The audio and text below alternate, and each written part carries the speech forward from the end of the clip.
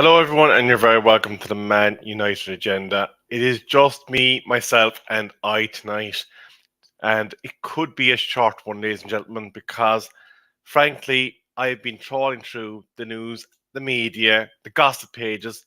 I've been going every single place I can imagine to find some stories, but it really is a barren wasteland out there. They're regurgitating a lot of yesterday's news. They're speaking about Sancho again. They're speaking about Ineos coming on board.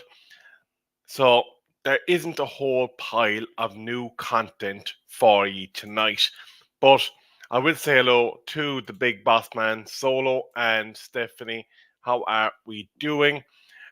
We do have a surprise as well coming up next week, and that is that we will have a new intro, and it was supplied to us by one of our amazing viewers. So thanks very much for that. I will shout you out when I see you in the chat. We deserve better. Yeah, it's just me, myself, and I. Misha August Mayfain. Andrew Constatu Wiltu Goma. Matty Bassett, good evening. And DK Wilson, good evening. So I'm going to be relying quite a lot on you all to give your input to these stories. But let's get cracking into a few of these because, again, as I said, there is a lot of regurgitation in the gossip pages and the media pages today. The one story that kind of caught my eye more than anything was that it's believed that Eric Ten Hag is basically an interim manager, according to one of these reporters, and that he is singing for his supper for his role at Manchester United Football Club when he plays against Tottenham Hotspur. Could it be for the second time in recent memory that a manager will lose their job at the end of 90 minutes between Manchester United Football Club and Tottenham Hotspur? But what I want to know is, what do you think? Do you think that he's pulling from some inside information, or is it just logical because there's new individuals coming to play that are going to be making key decisions, that they are evaluating everything that's in front of them, and that starts with the manager and they work through all the way up until you get to the top of the table, and that is your directors of footballs, your CEOs, etc. Let me know what you think in the chat. 14 of you are there as well, of course, so please do give us a like, share, and subscribe. We do appreciate it all. Stephanie's reminding us, please do get those likes in because Solo does give us a nickel per like into our coffee stash. Andrew's telling me that it's all speculation, but I think he is history, and that is all, the rest is moot. Well, definitely would be interesting to see.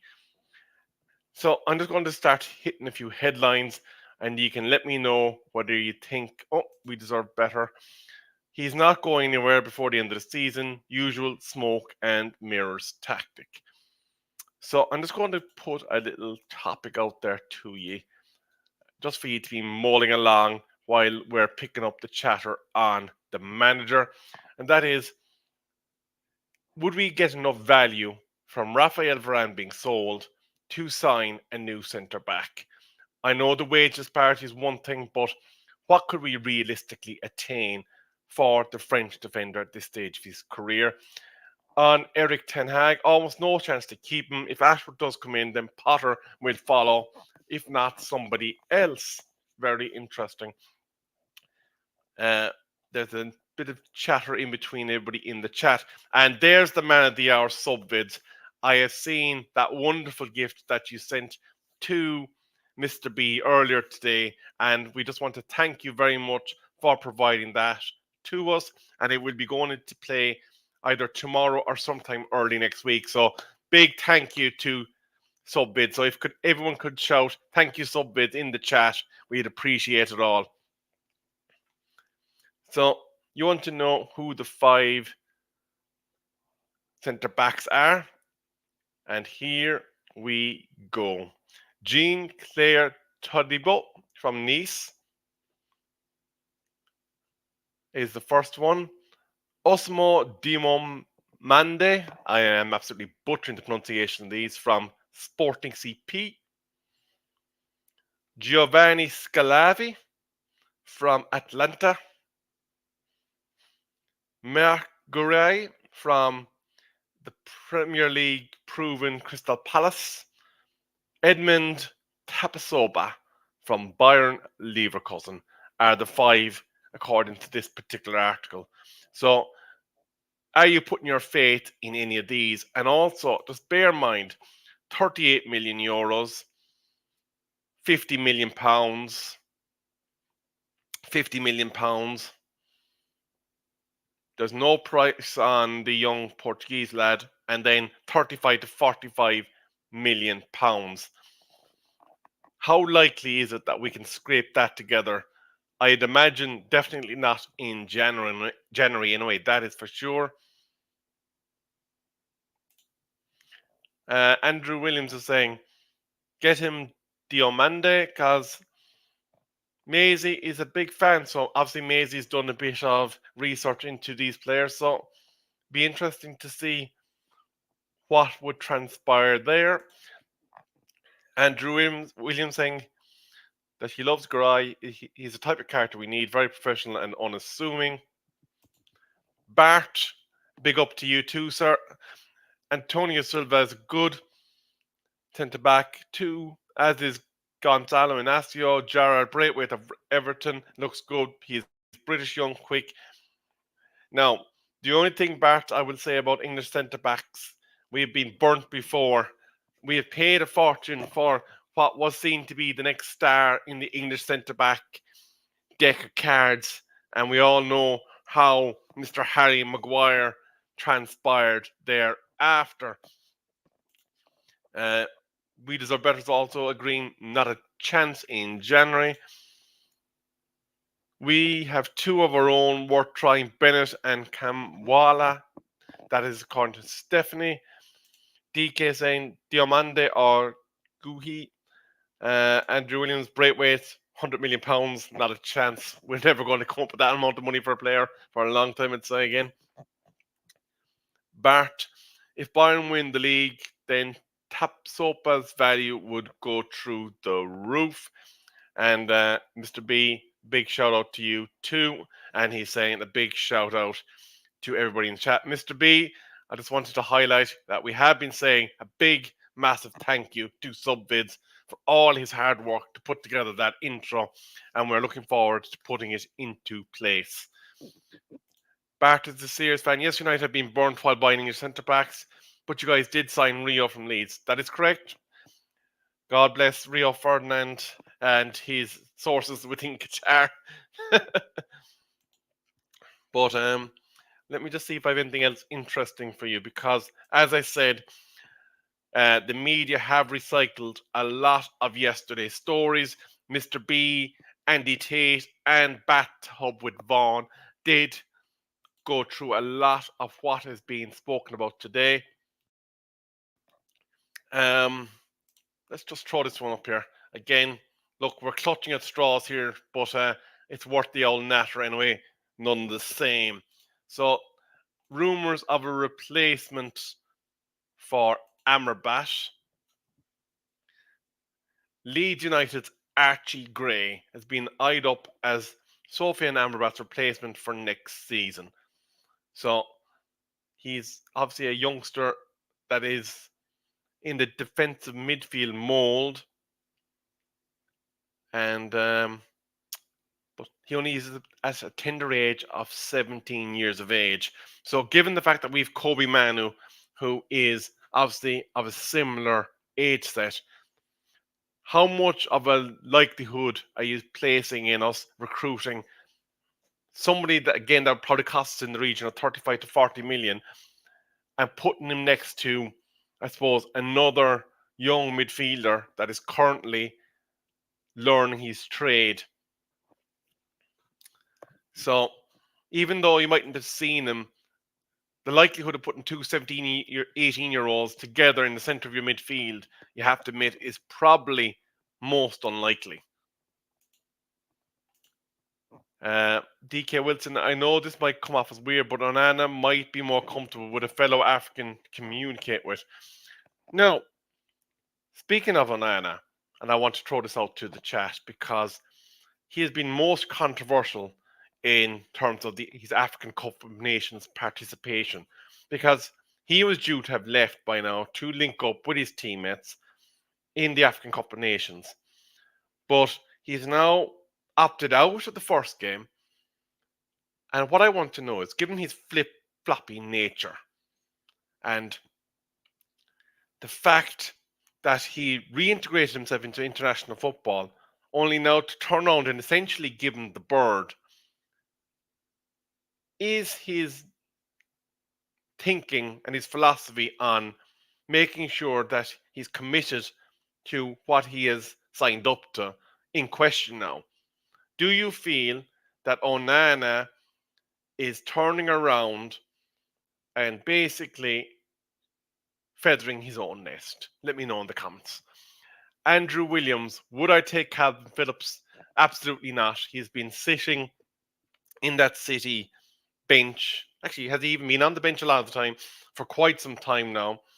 And if Pep can't find a use for him, there's clearly something going on deep in the midst of stuff, and we just do not want to be going there, is my view. Andrew Williams, just use our eyes. Oh, Lord of mercy. We deserve better. He's committed to United. I don't give a continental hoot about international football, he's saying. Sub bids, his confidence is wavering. So we had spoken before when David De Gea was our goalkeeper about the calamitous nature of our defence and what effect it has on goalkeepers, because we did see that even David De Gea, who was unflappable for quite some time, started to doubt himself and make errors. So it'll be interesting to see what transpires now with Mr. Onana. Now, in terms of other stories, Anthony Martial, it's another regurgitated story. Apparently, been sounded out for free transfers in the summer, meaning Manchester United Football Club will once again get absolutely nothing for an asset that they spent a small fortune on. I suppose it's not really surprising that the old failings of not doing our due diligence and not moving on players at the opportune moment when it's clear that's not working out is coming back and it's biting us in that keister. Andrew Williams is saying, give me someone like Pickford would be a shout if we could get him for discount at £25 million. Mr. B, if you're still in the chat, are you taking Mr. Pickford as your number one goalkeeper at Manchester United? Give us a shout there if you are. Bart is talking about he hasn't been the same since Leach left, maybe since Jude chipped him at Ajax.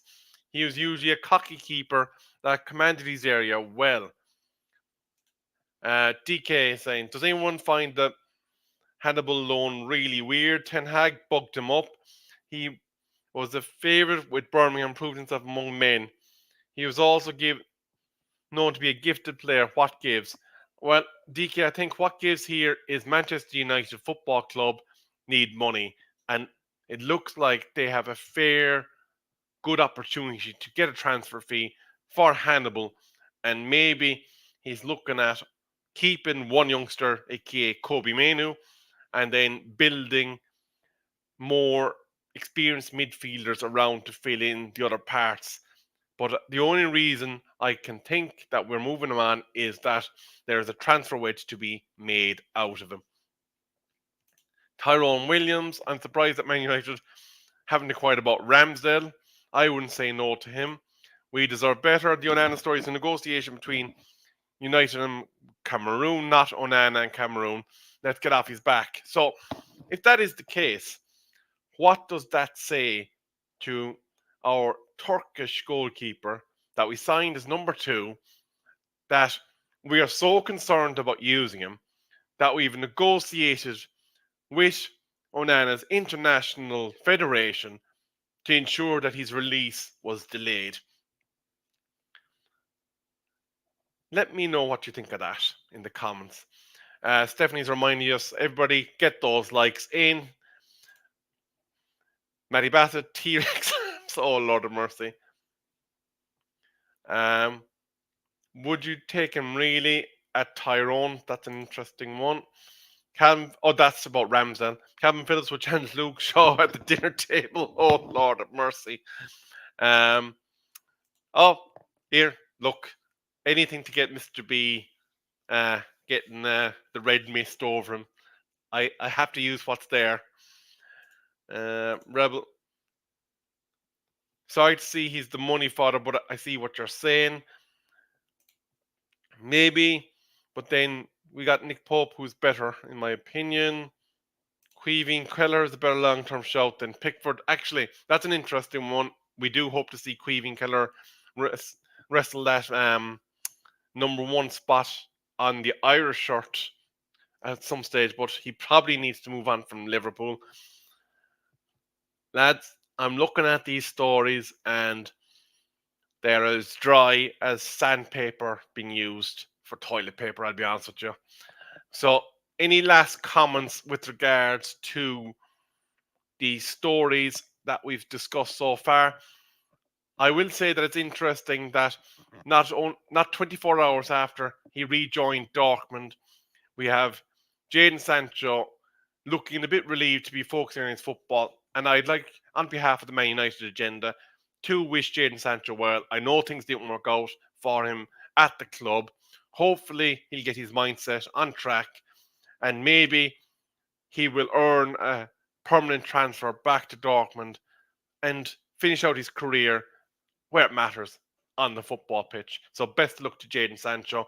I know he was welcomed back by Royce today in the Dortmund changing rooms. Tyrone Williams is saying, I'd be seriously dismayed if United ever signed Pickford. I'd be tempted to give up. Now, ladies and gentlemen, I did say it was a short one. The Tyrone, yeah, here, at the end of the day, mental health is an issue that affects a lot of people. And even when they are absolutely acting otherwise in accordance with what we deem acceptable behaviour for a contracted footballer, we have to kind of treat them with some bit of kindness as they go out the door. And MUFC, Brummy Rebs, how we doing? Rajat, how are we doing? Now, ladies and gentlemen, if you get me to 20 minutes, BATHTIME Advance said he will give me an extra 50 quid because I did say there was about 5 minutes of actual substantive material in today's show. So we have been trucking along nicely towards 20 minutes. DK Wilson, maybe England is bad for Sancho. Old homies around or close by might have him taking his eyes off the prize. Bart is having a conversation. Raj is saying no to Keller, he's not that good. Tyrone is saying we all go through mental health issues, I agree, but working class people can't stop working and still get paid. Sancho is taking the urine out of it. But ladies and gentlemen, it has been a solo Rebel show. We will have new intros and outros to bring to you shortly. Tomorrow, Mr. B will be back with the preview for Manchester United versus Tottenham Hotspur. I'm not sure if there's a Friday night takeaway, but we will obviously get you to hit that notification bell, and that will let you know when we are going live. Now, I did it last week on Thursday night, and I'm going to upset Mr. B again. Manchester United versus Tottenham. I honestly do believe that the Spurs are going to come up to Old Trafford. They're going to look at our concrete falling from the roof. They're going to look at the toilets filled with urine from leaks, and they're going to see the rain pouring through the top of the stand, and they're going to say, look, lads, we'll take it a bit easy on them. we'll only beat them by the 3 instead of the 5. So I'm reckoning Tottenham Hotspur, unfortunately, even without their talisman, Mr. Heung-min Son, will probably do us by 3 goals. But that is it from me. I do not have an outro tonight, but have a good weekend, and I will see you all next week.